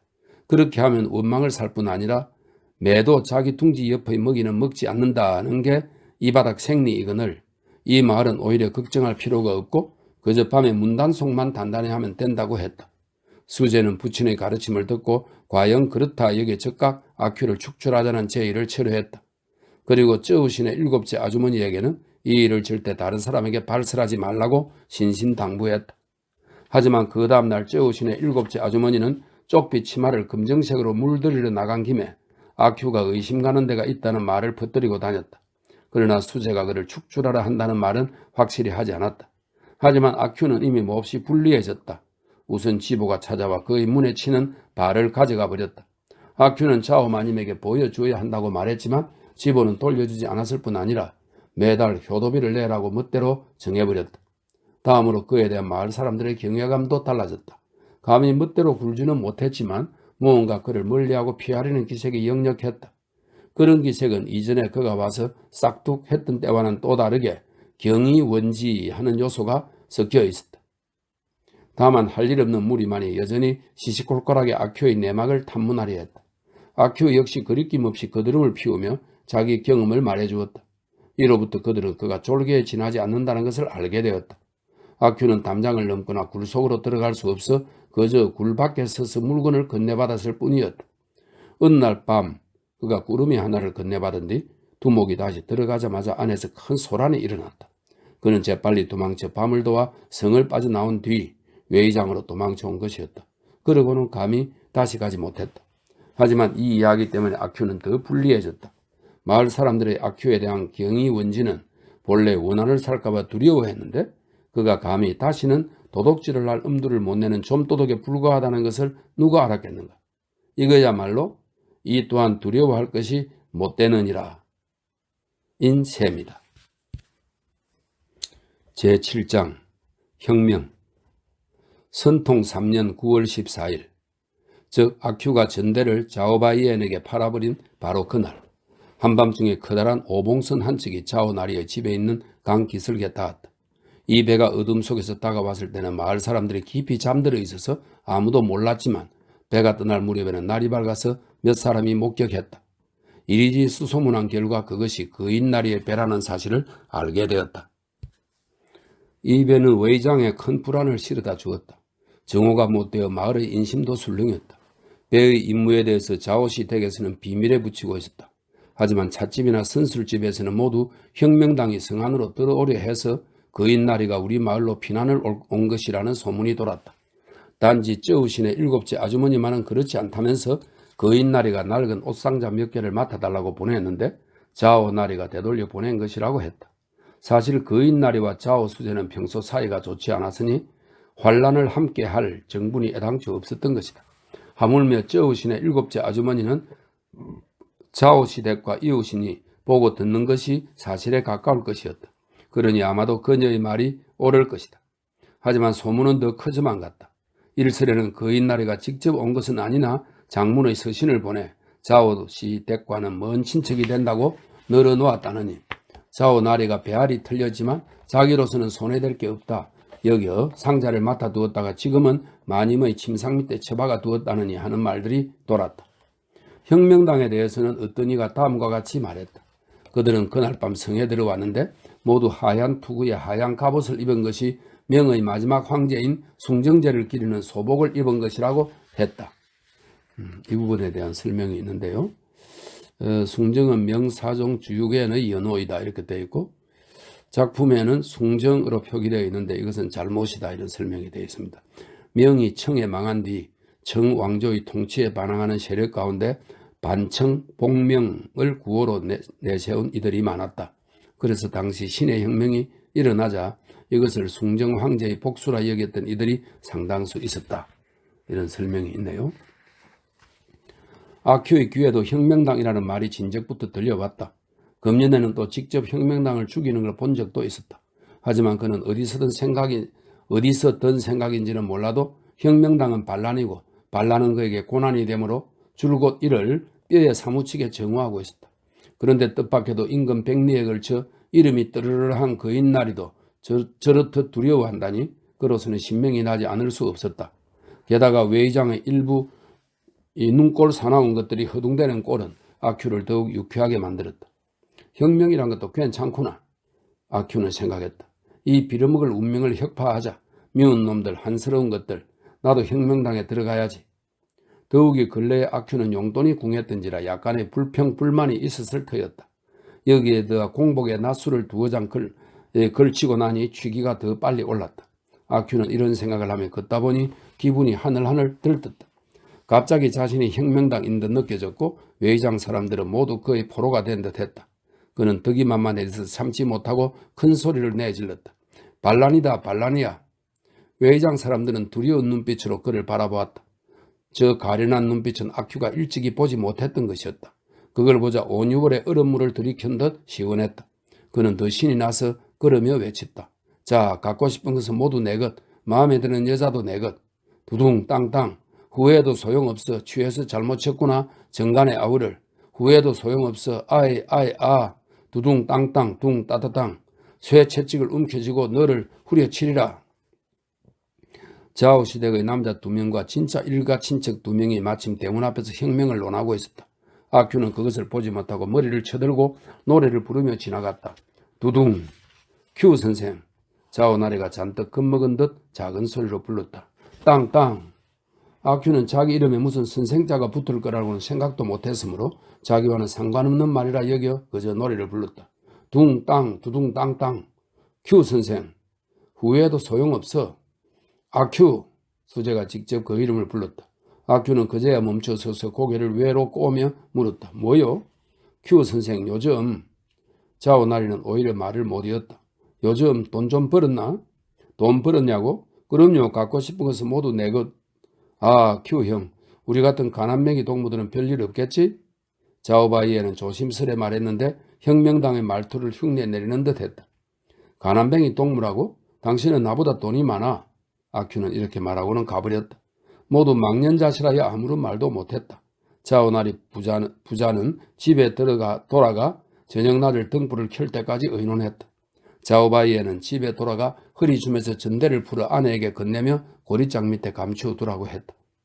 아큐가 하늘나들 들뜬 마음으로 한바탕 날아다니다가 마을 사당에 돌아왔을 때는 이미 술도 깨어 있었다. 그날 저녁 사당을 지키는 늙은이도 평소와 달리 살갑게 굴며 차까지 권하는 것이었다. 아큐는 떡 2개를 달라고 해서 다 먹은 뒤 다시 불을 붙인 적이 있는 넉냥짜리 초 한 자루와 나무 촛대를 달라고 해서 키워놓고는 홀로 자기 방에 들어누웠다. 뭐라 말할 수 없을 정도로 신선하고 유쾌했다.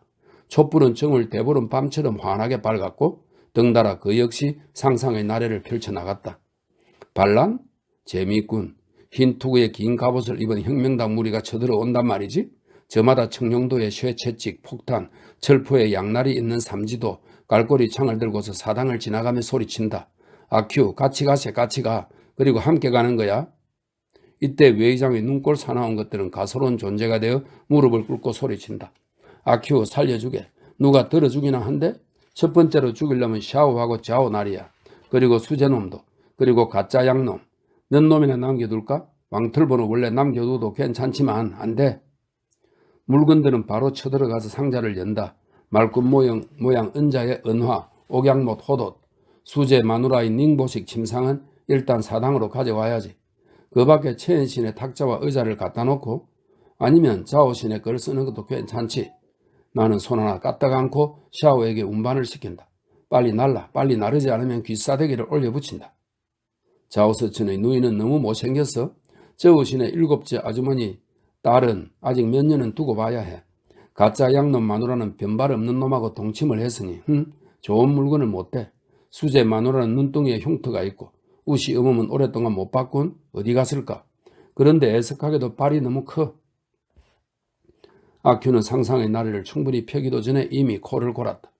능량짜리 초는 아직 반도 타지 않았고 불거스레한 촛불이 그의 벌어진 입을 비추었다. 흑! 아큐가 갑자기 큰 소리를 질렀다. 고개를 들어 황망히 돌려보더니 능량짜리 초를 보고는 다시 쓰러져 잠들었다. 다음날 느지막하게 일어나서 거리로 나가 살펴보니 모든 것이 예전 그대로였다. 또 여전히 배가 고팠다. 그는 생각해보려 했지만 아무것도 생각나지 않았다. 그러다 무언가 생각이 난 듯했다. 천천히 걸음을 옮겨 자기도 모르게 정수함에 이르렀다. 암자는 봄철과 마찬가지로 조용했다. 하얀 담장과 검은 문이었다. 그는 잠시 생각하다 앞으로 나아가 문을 두드렸다. 안에서 개가 짖었다. 그는 급히 벽돌 조각을 집어들었다. 그러고는 다시 한번 힘껏 문을 두드렸다. 검은 문에 수많은 곰보 자국이 생긴 뒤에야 어떤 사람이 문 여는 소리가 들렸다. 아큐는 황망히 벽돌 조각을 움켜쥐고 다리를 쩍 벌리고 서서 검정 개와의 일전을 준비했다. 하지만 암자의 문이 빼꼼히 열려있을 뿐 안에서 검정개는 튀어나오지 않았다. 들여다보니 늙은 비군이 한 사람뿐이었다. 너는 또 왜 온 거야? 그녀가 깜짝 놀라며 물었다. 혁명이라고 알고나 있었나? 아큐가 어물거리며 말했다. 혁명은 이미 끝났어. 니놈들이 우리를 어떻게 혁명하겠다는 거야? 늙은 비구니는 두 눈에 핏대를 놀리며 말했다. 뭐라고? 아큐는 의아해했다. 모르고 있었어? 그 사람들이 벌써 혁명을 해버렸다고. 누가? 아큐는 더 의아해했다. 저 수재와 가짜 양놈이. 아큐는 너무도 의외라 어리둥절했다. 늙은 비구니는 그의 얘기가 끊긴 걸 보고는 잽싸게 문을 닫아버렸다. 아큐가 다시 밀어봤지만 문은 열리지 않았다. 다시 두드려도 아무런 대꾸도 없었다. 그것은 아직 오전 중의 일이었다. 자오 수재는 소식이 빨랐다. 혁명당이 이미 한밤중에 성에 들어간 걸 알고는 변발을 머리 꼭대기에 둘둘 말아 올리고 아침녘에 그때까지 사이가 좋지 않았던 가짜 양놈을 찾아갔다. 때는 바야흐로 모든 유신에 참여하는 시기였던 것이다. 그래서 그들은 이 기회에 영합하기로 이야기가 되어 금세 의기투합한 동지가 되었고 혁명도 약속했다. 그들은 생각하고 생각했다. 그리고 정수함에 황제 만세 만만세라는 용패가 있다는 걸 생각해내고 그것을 신속하게 없애버리기로 했다. 그래서 즉각 암자로 혁명을 하러 갔다. 늙은 비구니가 한사코 저지해서 몇 마디 말을 해보았지만 이내 그들은 그녀를 만주정부 일파라 여겨 머리에 지팡이와 주먹 세례를 퍼부었다. 그들이 가고 난 뒤 비구니가 정신을 차리고 점검을 해보니 용패는 이미 땅바닥에 산산이 부서졌고 관음상 앞에 있는 선덕 향로도 보이지 않았다. 아큐는 이 일을 나중에야 알게 되었다. 그는 자기가 늦잠을 잔 것을 후회했지만 그들이 자기를 부르러 오지 않은 것을 괘씸하게 생각했다. 그는 또 한 걸음을 물러서서 생각했다. 설마 그놈들이 내가 이미 혁명당에 투신한 걸 모르고 있는 건 아니겠지? 제8장 혁명을 불허하다. 외의장의 인심은 날로 안정되어 갔다. 전해오는 소식으로는 혁명당이 성에 진입했지만 크게 달라진 건 없다고 했다. 지현 나리는 원래의 관직에 있으면서 명칭만 바꾸었다. 거인 나리 역시 무어라는 이런 명칭들은 외장 사람들은 말해도 못 알아먹는다라는 설명이 있습니다. 거인 나리 역시 무어라는 관직을 맡았고 군대의 책임자도 예전에 하급 무관인 파총이었다. 다만 한 가지 두려운 일은 고약한 혁명당원 몇 명이 폐악질을 일삼았던 것이다.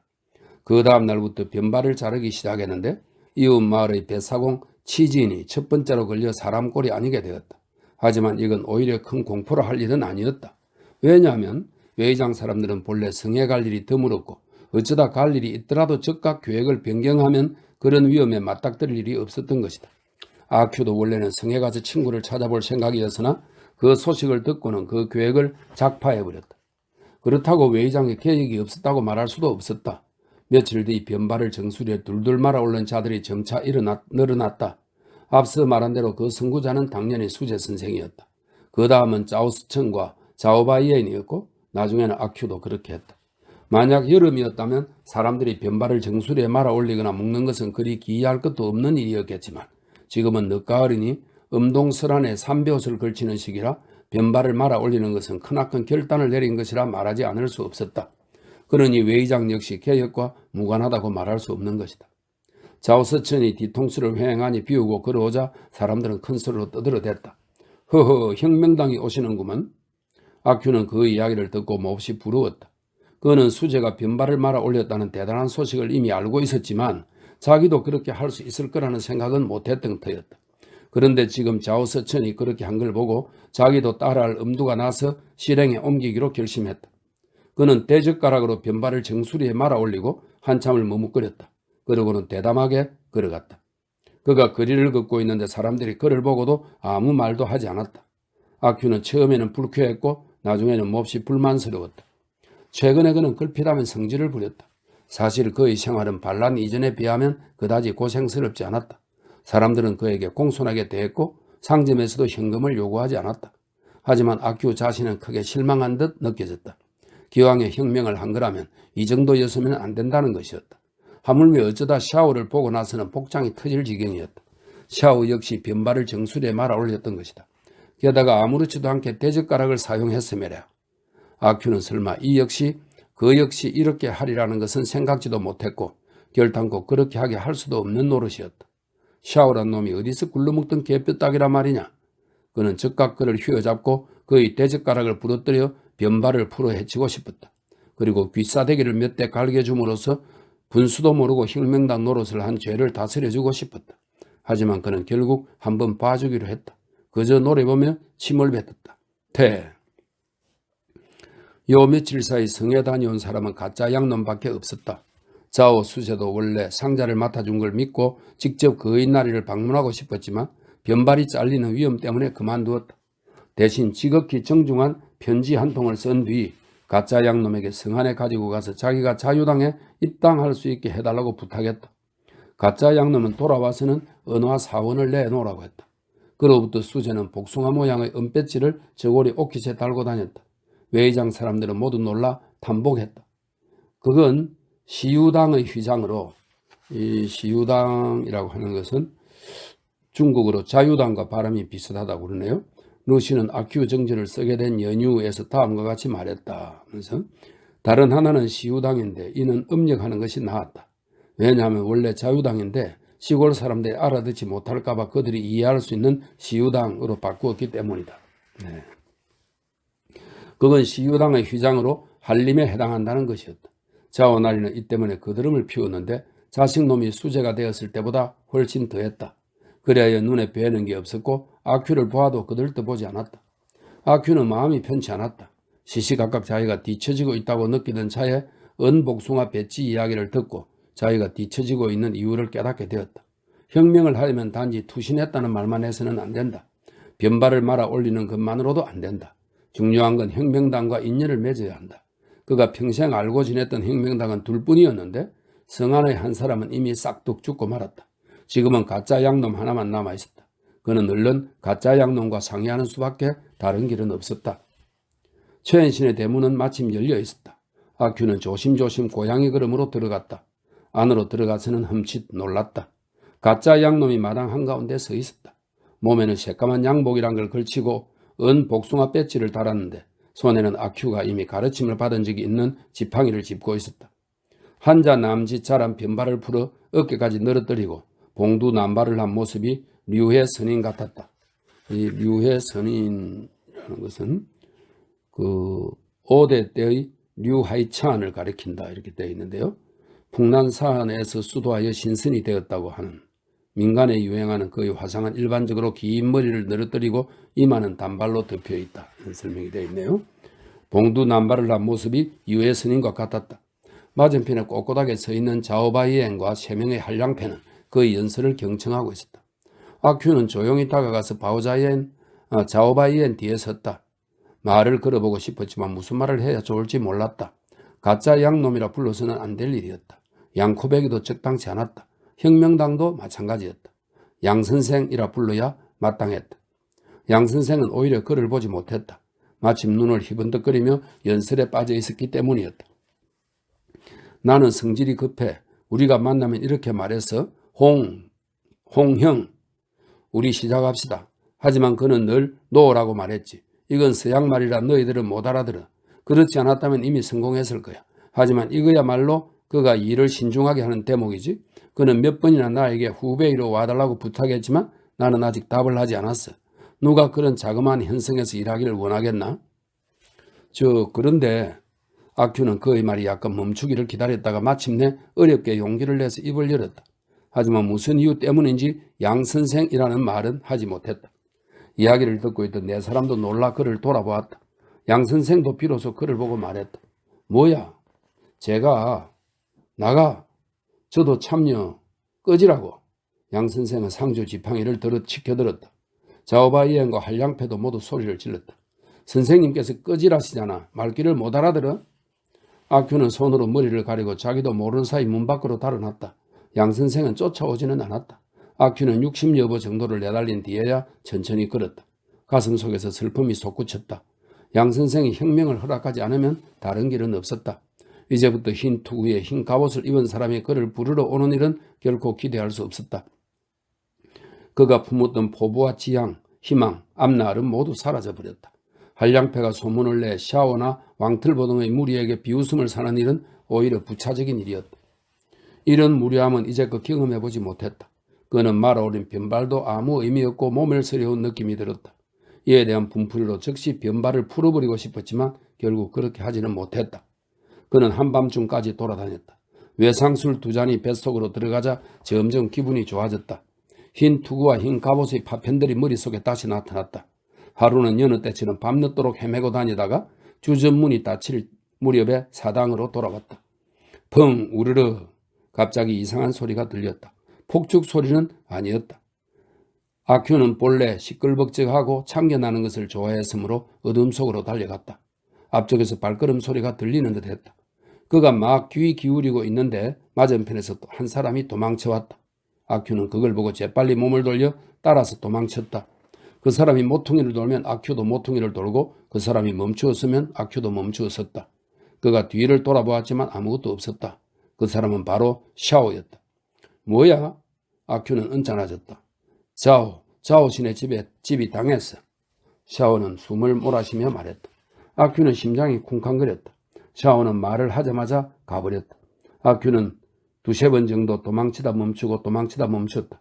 하지만 그는 이 바닥 장사를 해본 적이 있는지라 각별히 담이 컸다. 그래서 길 모퉁이에서 기어나와 귀를 기울였다. 왁자지껄한 소리가 들리는 듯 했다. 자세히 보니 흰 투구와 흰 갑옷을 입은 사람들이 무수히 많았다. 연이어 상자의 가구를 드러내고 수제 마누라와 닝보식 침상도 드러냈다. 하지만 분명하지 않아서 앞으로 다가서고 싶었지만 두 발이 떨어지지 않았다. 그날 밤은 달도 없었다. 외의장은 어둠 속에서 매우 고요했다. 마치 복희시 시대처럼 태평했다. 아큐는 선체로 실적 날 때까지 바라보았다. 그쪽에선 아까처럼 왔다 갔다 하면서 물건을 드러내고 있었다. 상자도 드러내고 가구도 드러내고 수제 마누라의 닝보식 침상도 드러내고 자기 눈을 믿을 수 없을 정도로 드러내고 있었다. 하지만 그는 더 이상 앞으로 나가지 않으리라 결심하고 사당으로 돌아왔다. 사당 안은 더 컴컴했다. 그는 대문을 잘 잠그고 더듬거리며 자기 방으로 들어갔다. 잠시 누워있으니 정신이 들었다. 자신에게 생각이 미쳤다. 흰 투구와 흰 갑옷을 입은 사람들이 온 것은 분명한데 자기를 부르러 오지도 않았고 많은 물건들을 옮기면서도 자기 몫은 없었다. 이건 순전히 가정스러운 가짜 양놈이 반란을 허락하지 않았기 때문이었다. 그렇지 않았다면 이번 일에 어찌 내 몫이 없단 말인가.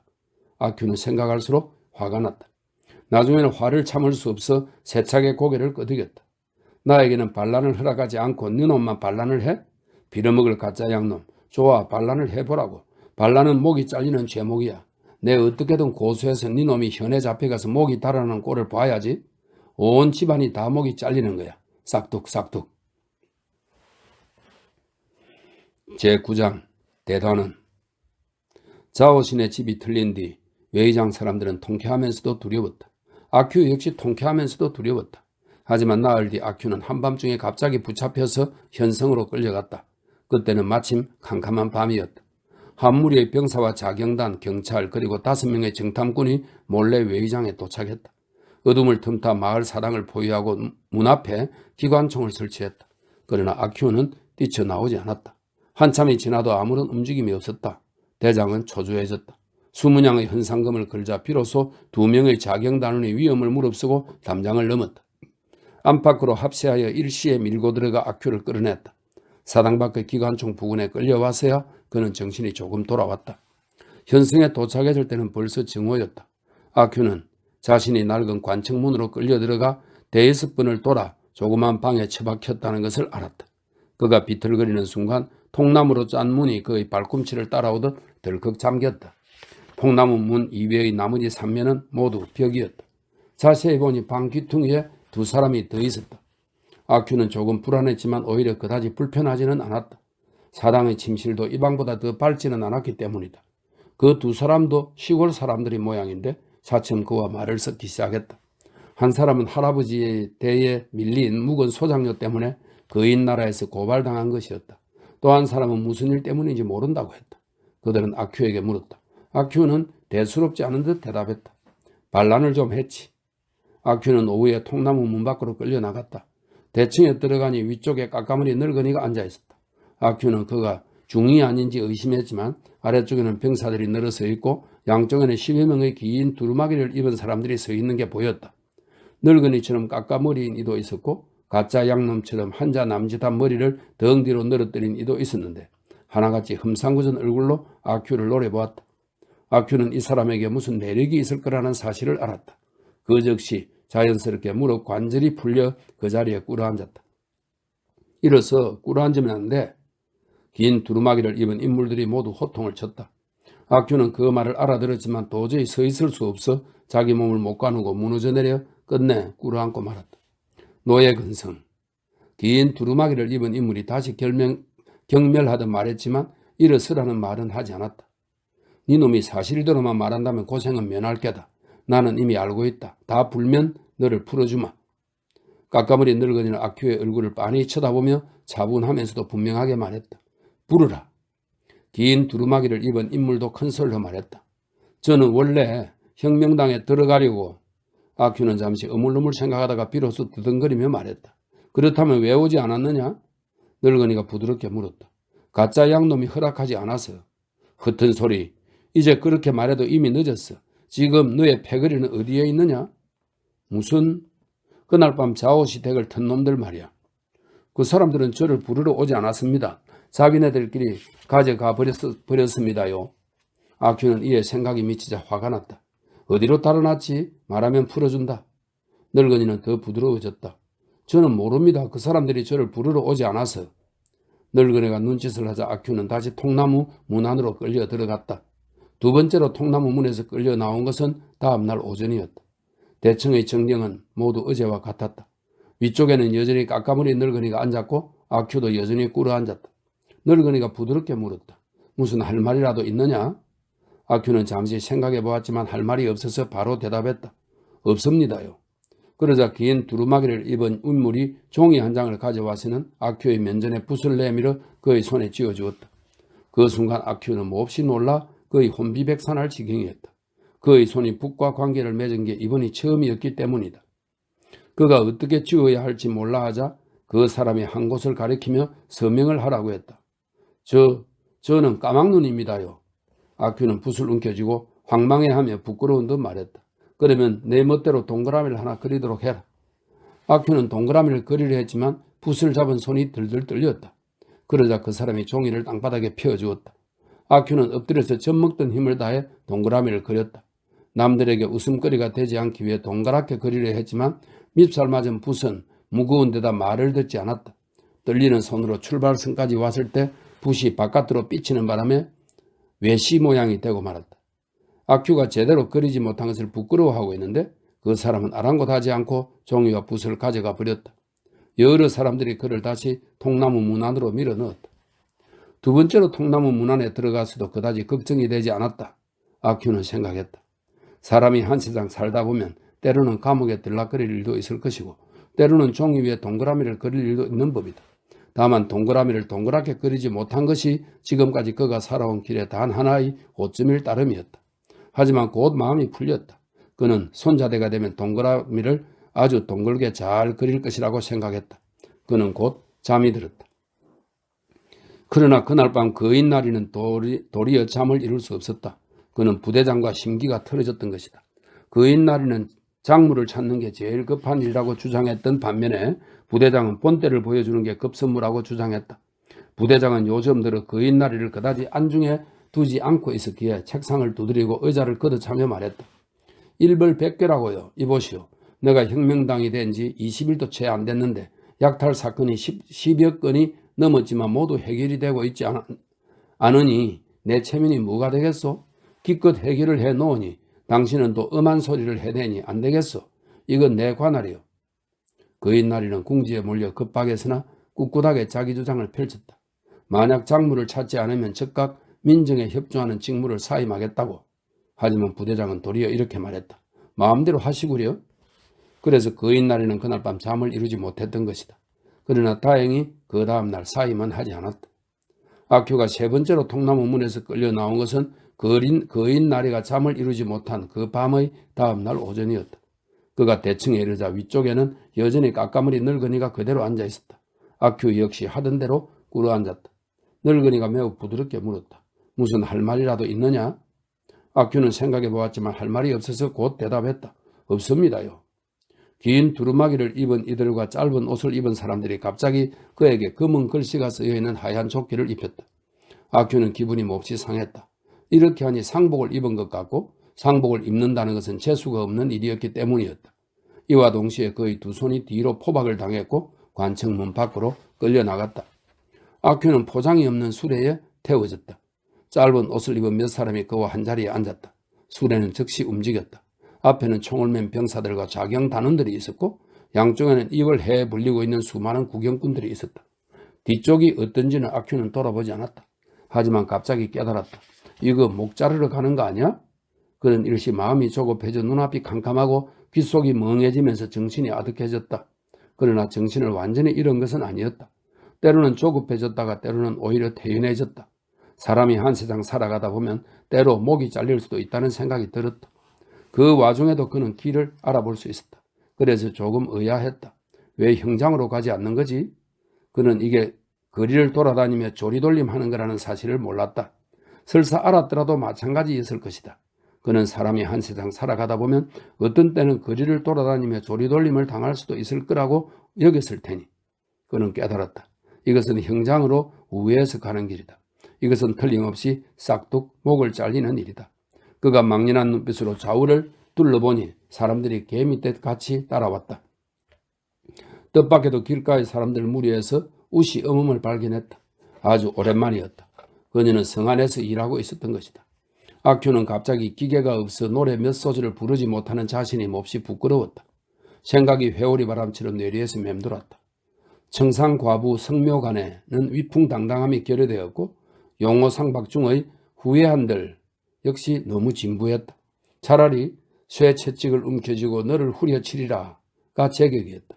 그래서 그는 손을 치켜들려 했지만 그제야 두 손이 묶여있다는 사실을 기억해냈다.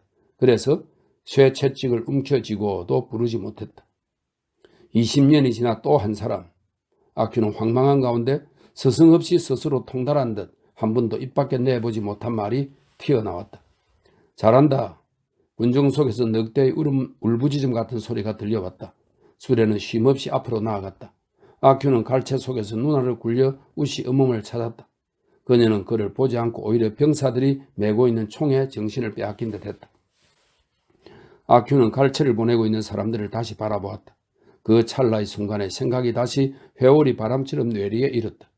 4년 전 그는 일찍이 산기슭에서 굶주린 늑대 한 마리와 우연히 마주친 적이 있었다.